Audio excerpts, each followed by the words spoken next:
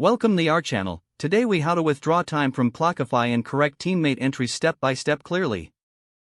To withdraw time from Clockify, start by logging into your account.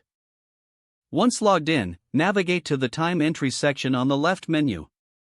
Locate the specific time entry you wish to withdraw. Click on the entry to open its details.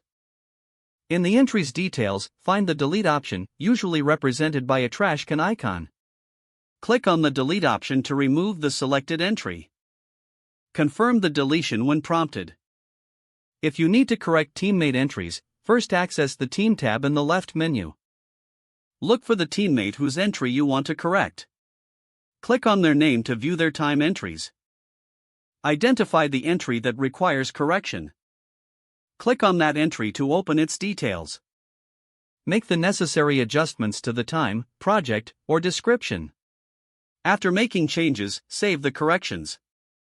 Review the updated entry to ensure it reflects the correct information. Repeat this process for any other entries that need correction. When finished, always double-check your changes for accuracy. If the page does not load, refresh the browser or try again in a private or incognito window. Make sure you are using the correct email address, then retype it carefully to avoid. If your password is not accepted, use the reset option and create a new strong password you can remember. Check your spam folder for verification or security emails, then complete any requested confirmation steps. Enable two-factor authentication if available to improve account security and reduce unauthorized access risk.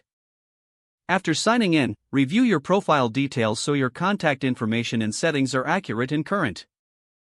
If you see an error message, note it down and try again after restarting your device and internet connection. Log out when you finish, especially on shared devices, to keep your account and payment information secure. If the page does not load, refresh the browser or try again in a private or incognito window. Make sure you are using the correct email address, then retype it carefully to avoid small typos. If your password is not accepted, use the reset option and create a new strong password you can remember. Don't forget to like this video and subscribe to our channel for more step-by-step tech guides.